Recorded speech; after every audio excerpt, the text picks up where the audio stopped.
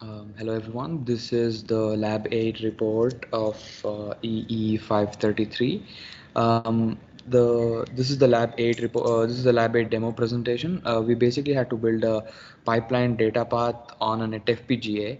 Let's see the specifications of what the first part of the project was. A project required us to build.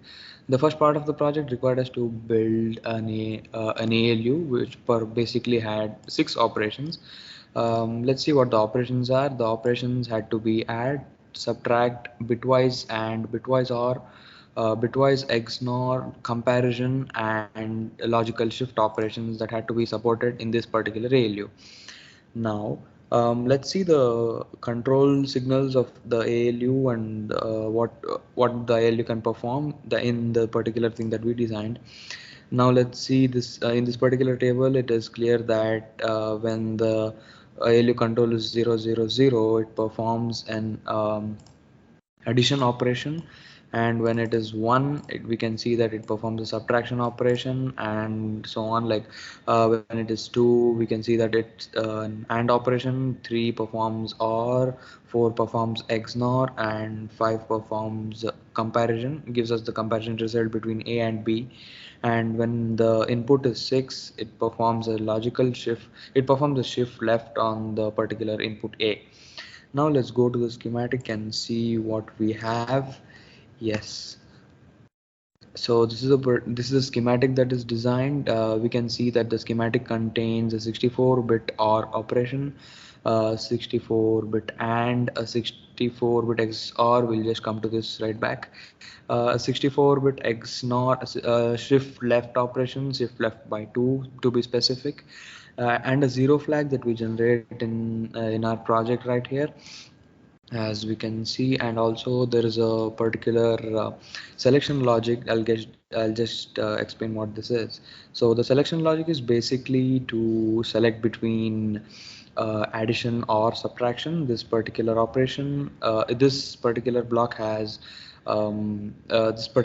provides a choice that is between add and subtract, as I mentioned before. When the We can see in the controls.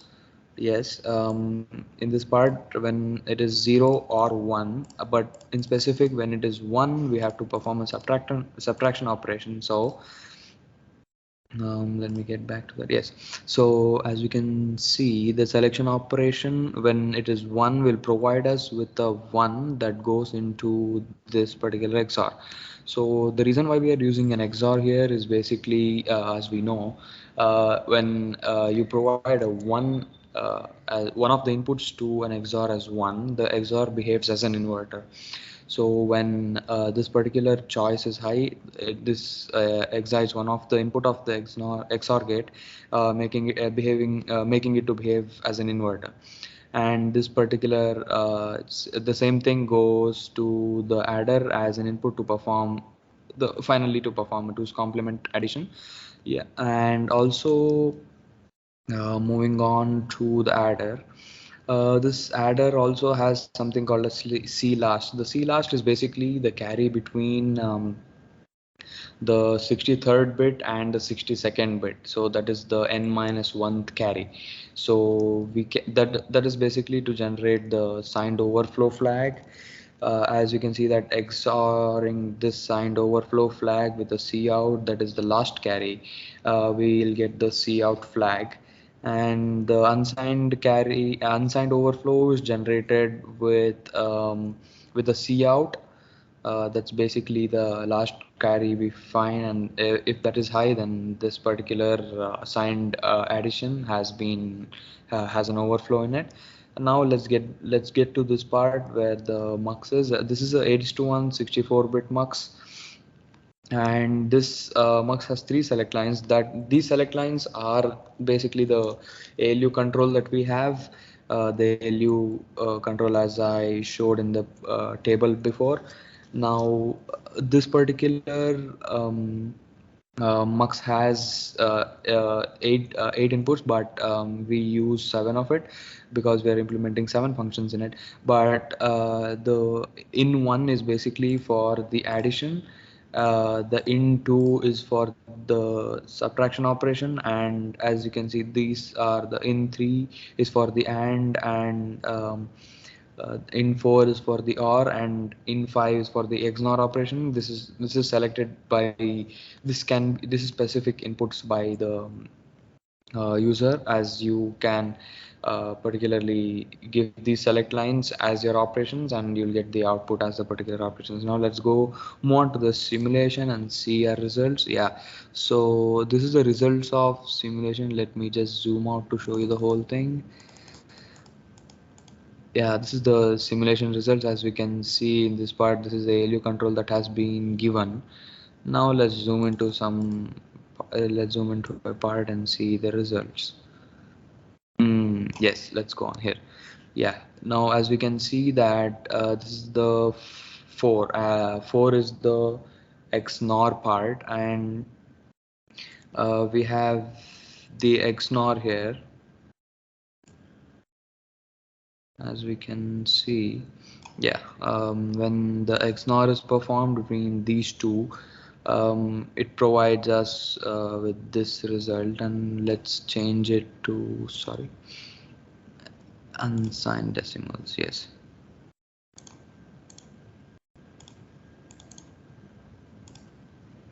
Yeah, this is better. Now as we can see, this is when the ALU control is 0, this is the addition operation, as we can as it is clear. And when, let's see the inputs here. Yeah, and in this case the inputs is 100 and it's 100 and 2000, so we can see the output is 2100. So the addition part is working, and yes, that is basically it. Thank you guys. Now my teammate is going to continue with the meeting. So let's get started with part 2 and part 3 of Lab 8. So in part 2, we build a register file for our data path, and we're going to generate instruction cache and data cache using the core generators and Xilinx. That basically, and then we preload it with some instructions and memory as given. And then part 3 is all about integrating that into a simple pipeline, right? So this is the pipeline that is there. So this has in the instruction phase, instruction fetch phase. So what you basically do is you take the PC, and then you're gonna give that as address to the instruction cache, and then that's gonna give out an instruction, a 32-bit instruction basically, and then that's gonna get decoded in instruction decode phase, and appropriate registers are fetched, and then those that is next sent to EX stage. There's nothing in the EX stage, so we have just connected the outputs of the previous stage, the inputs of the next stage. And then in the memory phase, what we do is we basically read out or write to appropriate memory locations. And in the write back stage, we basically write back to the appropriate registers, right? So that's a simple pipeline. So this is not the instruction format we have used. So our instruction format is a little different. So let's look at the register file first, and then we're gonna talk about the instruction format, right? So this is the register file. This is the Verilog file that describes it. Simple Verilog file. So let's talk about the interfaces, right? Before that, let's talk about the high-level view. So the high-level view is we have 32 registers, each of 64-bit wide, right? So there are two read ports, right? For reading two registers, and there is one write back port. So the interface has been defined as per that, right? You obviously you have clock and reset, and then you have R0 address, where you give the read address basically of register 0 or whatever register you want to read, and then another address of the register you want to read, and then you're gonna get the corresponding data, and then you can also write back to one of the registers, right? So this is the write back address, and this is the data you want to write, and then this is the enable signal, right? So so the register file has 32 registers, each of 64-bit wide. So this part synthesizes that, and we have an asynchronous reset, right? So all of the register files will be initialized to 0, and register 0 is hardwired to 0. So you cannot basically write into any of the sorry, you basically cannot write into register 0. That's a popular paradigm you see in most of the prevalent ISAs. So you cannot write into register 0, but all the way from register 1 to register 31 you can write to it, right? So let's look at the read operation first. So basically, when you give out the address in R0 address here, sorry, R0 address here, so that particular register is fetched and that gets assigned to R0 data, right? So similarly, whenever you give the appropriate address in R1 address, so that gets fetched and assigned to R1 data. So the read is asynchronous. So this part basically, synthesizes some mux, two mux to be honest. I'll be able to demonstrate that here. So you can see this is our register files, each of 64-bit wide. So that is basically 64 D flip-flops there. So the outputs are all connected to this mux, right? So the moment you give R0 address here, so that selects one of the particular data coming out, and then that's given to you as R0 data. So this is asynchronous read. So this part of the code synthesizes that. All right. So now let's look at the write operation, right? So first, before going into the write operation, we are sending a qualified signal. So that means you want to write, that is write enable is 1, and the address you want to write to is not register 0. So we are ensuring that.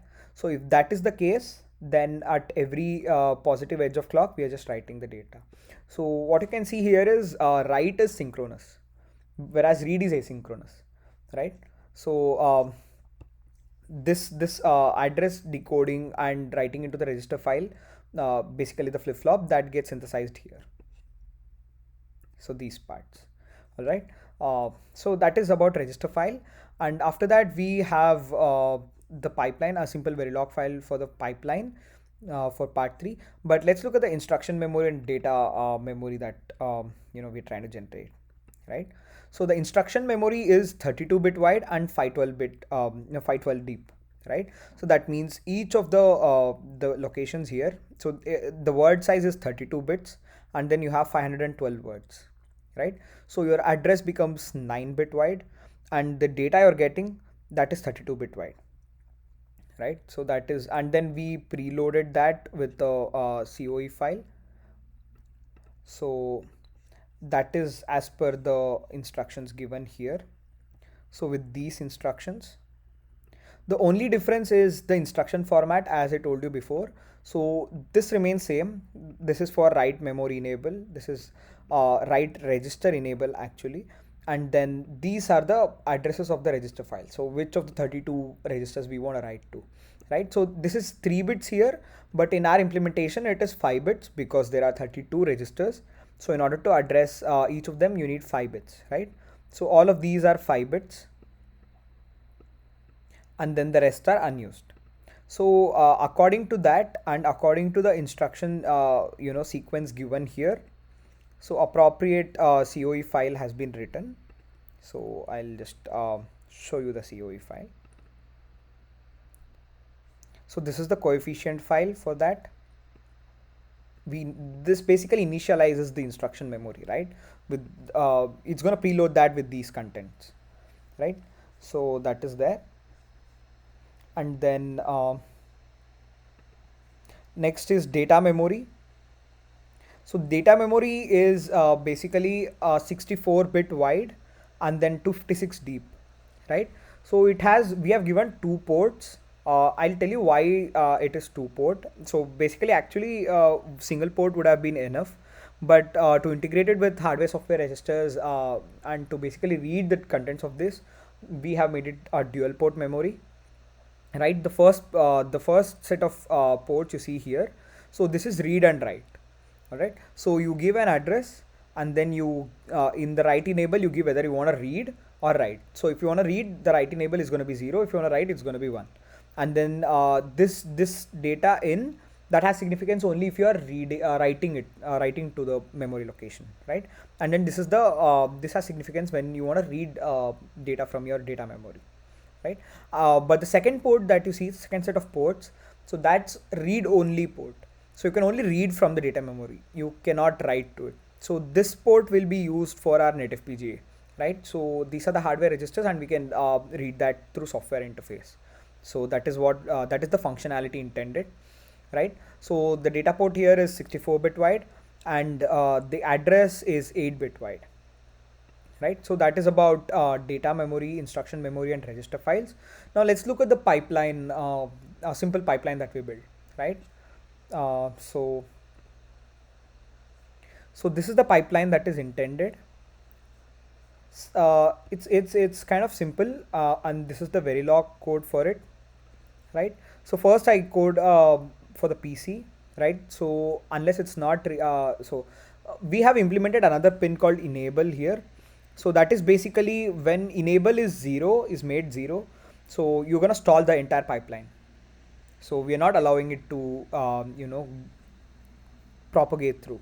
So I'll tell you why that is, because when we integrate it to netfpga, first we are going to disable the entire pipeline, right? And then we're going to look at the contents of the data memory, what the contents are, and then we're going to enable the pipeline, and we are going to execute the set of instructions that's there. And after that is done, when we read out the contents of data memory, we'll see that it is changed, because that is according to the instructions we have written, right? So, and there is also asynchronous reset. So asynchronous reset is there for all of the stage registers basically. So this is the first stage, to be honest, PC, the program counter. So on asynchronous reset, I'll be giving out 0, and then if and only if the enable pin is high, then it's gonna keep incrementing every clock cycle. So if the enable pin is 0, it's gonna stall, right? So it won't increment. So that is the PC. So the output of that PC is given to the instruction memory. So for the instruction fetch stage, what you actually see here is you don't need this register. So the stage register is not required. That is because this instruction memory that we generated using the Xilinx IP core, right? So that has a read latency of 1 cycle. So it is not an asynchronous read like we designed it to be, like we assumed it to be here while designing these pipelines. But our register file is an asynchronous read, but these are not asynchronous read, right? So they have a latency of 1. So that actually functions like this instruction memory plus the stage register. So we don't have to put an extra stage register here. So you can see for the address part of it, I'm just giving the PC out. So that is the output of from the PC program counter, right? The clock is there, and then whatever data that I'm getting out of the instruction cache, that is stored here, if underscore id underscore out. That basically defines this interface. So whatever the output you're getting here, right? So this is the if stage, this is id stage, and this is the if id stage register, and this is if id so out basically. So that is the instruction you're getting here. So that's a 32-bit instruction, right?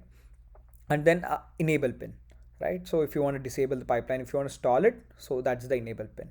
So that's the if stage. So now let's look at the id stage. So id stage, we instantiated the register file, and then to the register file, apart from the clock and reset, we gave these, right?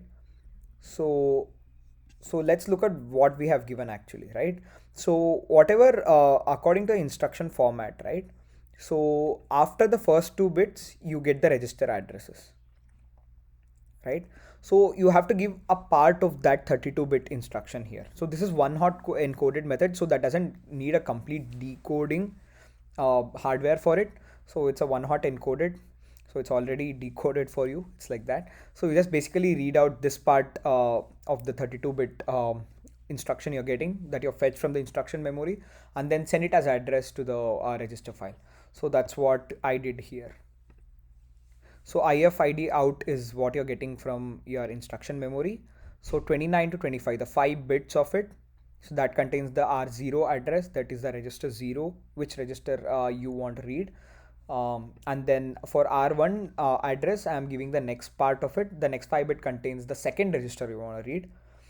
And then whatever data I'm getting, I am storing it in an intermediate variable, right? IDEX R0 data. So that is basically this wire here. So this wire underscore W. So you can see here that I have written underscore W. And then I'm going to talk about, so we have to make these connections back, right, for writing to the register file. So that has to come from the write back stage.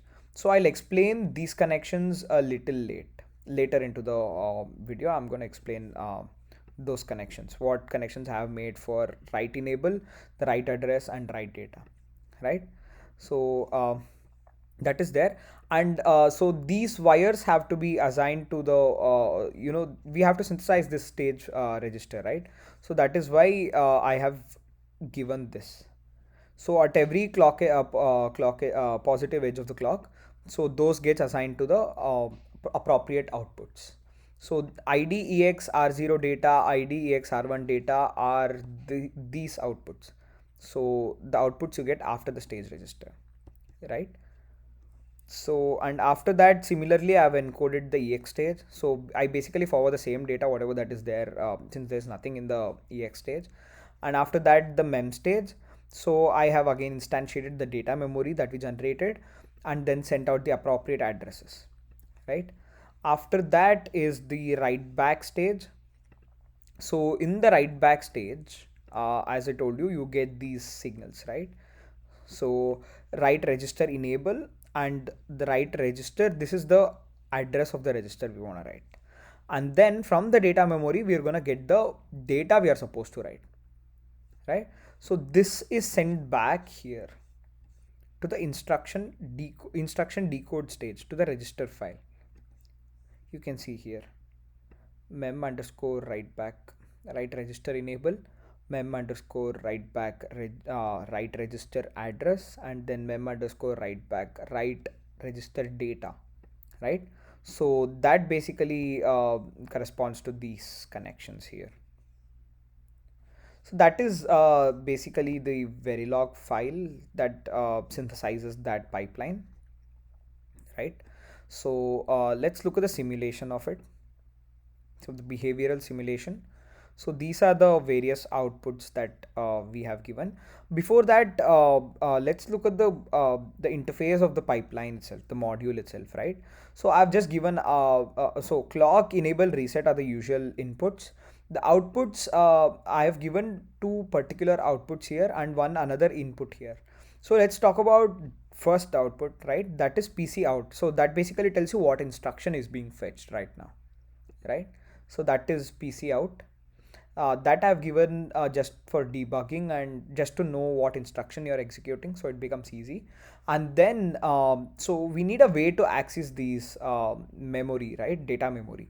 So we have to know what is being written and if our program is functioning correctly, right? So that we should be able to see in netfpga, right? So we are going to write a Verilog wrapper on top of this simple pipeline. So when we integrate it to user data part.v, so at that time, these two ports will be of use for us, right? So for behavioral simulation, what you can talk about is, so you have mem address query.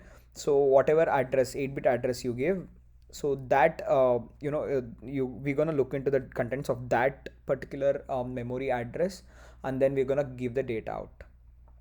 So mem data out contains the actual data that is stored at the location of address given by mem address query, right? So let's see if it actually is working, right? So initially I'm going to reset it. So this is the active low reset, and after a clock cycle ahead, we're going to enable that, right? The entire data path. So as you can see here, the PC out is working correctly. It's getting incremented every clock cycle. So that is working correctly. And okay, so this the way the outputs are given out here is that that's in progression with the pipeline, right? So first comes your PC, then comes your IF instruction fetch stage, then comes your instruction decode stage, and after that your exmem stage, and then the write back stage. So we're basically reading the outputs of the stage registers, right? So yeah, we saw that PC out is working correctly, that it is getting incremented every clock cycle. And then okay, so let's look from here, right? So this is where the enable is getting high. So the previous PC value will be 0, right? So the first instruction gets fetched, right, in the next clock cycle. And then in the same clock cycle, the PC instruction, the PC is going to get incremented, and the second instruction is going to get fetched. So you can read the pipeline like this and like this. So that's going to talk about the progression, right? So the first instruction here, it's still the PC is pointing to the first instruction here, that is, let's call it 0th instruction.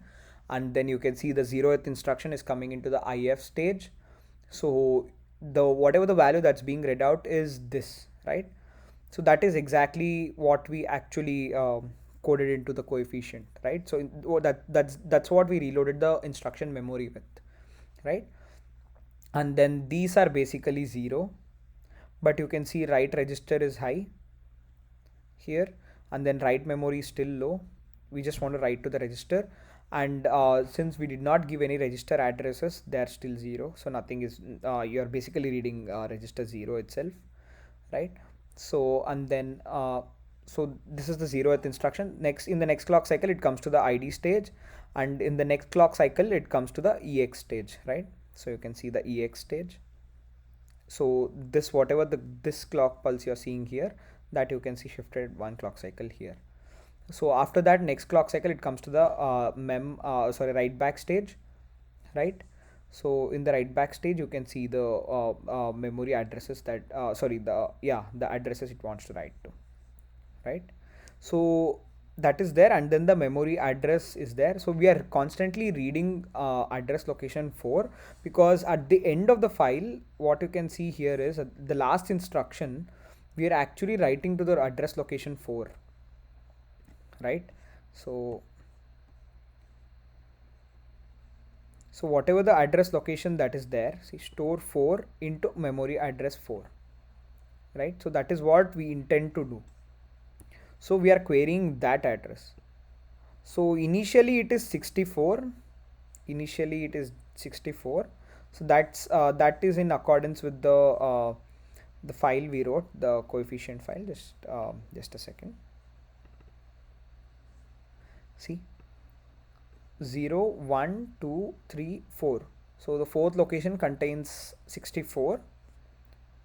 So that is what we are getting here, right?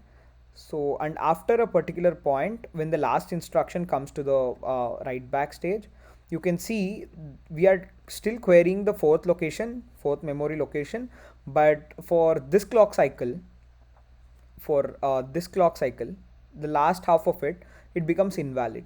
That is because we have given no read on write while generating the data memory, right? You can see here, no read on write. So that is the reason it's going to give that indeterministic value, right? So right after that, you can see when we keep on querying the same, right after that phase, you are getting 64 value. That is what we right after that we are getting 4, right? So it has a read latency of 1 clock cycle. So you're getting whatever the value we intended to store. So that shows that the pipeline is working correctly. So now on top of that, we are going to write a Verilog wrapper, that is the user data path v, and then we're gonna write the hardware software register interface to basically query these memory locations and get the data out for us. And then we are going to isolate the router from the netfpga actual data path that is there. So this should independently function. So that means we're not inserting it in IDS module or something. And then we're going to test if the pipeline actually works. Hello guys, welcome to the demo video of part 4 of Lab 8. So we are looking at the user data path which we have implemented for our Lab 8. which is the pipeline processor. Here we have used the software registers for enable and the data memory read address, the hardware register for the data memory out, which is of 64-bit. So basically we are using two 32-bit hardware registers, namely MSB and LSB. So we are using the LSB, single bit of the LSB as the enable signal. And for our data memory reader address, since the depth of our data memory is about 256 bits, we will use the LSB 8 bits from the 32-bit register. So we have used the XCO files. Right here. We have used the XCO files to initialize the data memory and the instruction memory. This is the instruction memory which we have initialized with the instructions, and this is the data memory which we have initialized. So memory location 0 as 4, 1 as 2, 3 as 3, 4 as 4, and 5 as 64. Next, we will look what will happen after we run our pipeline. After we run our pipeline, we'll have to get the values of basically most of them are unchanged except for memory location 4, which will change from 64 to 4. Next, we'll move on to the demo. Hello guys. So basically now we have loaded our bit file, and since our pipeline will not work until we switch on the enable signal, so initially the enable signal will be 0, and now after loading our a bit file, the contents of the data memory will be loaded to the initial values as described in our COE file. So now we'll be looking at the values of one of the values, which is the value in location on in the location 4. So we'll be writing into the data memory address in using the register for the address location 4. So we'll just write this. So inside our two 000 004 location is mapped to the data memory address in, and we are loading the address 4 inside it. So next we will be checking what is there in this in that address. Here the LSB will be giving out the 32-bit data out, so we'll be checking what data out we'll end up getting. So we have 64. So basically we have the values which we have initialized. Now uh, we will enable the pipeline.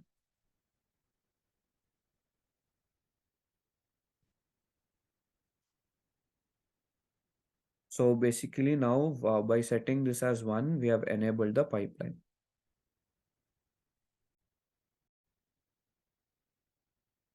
Now we have requested for address 4 from the data memory. So after loading this to the register, now we will check what value would be in the address 4 after our pipeline is has run. Yes. So after a pipeline is run, now we have the value of 4. So we see that our design is working properly, and we can confirm that the pipeline is working as we designed. Thank you so much.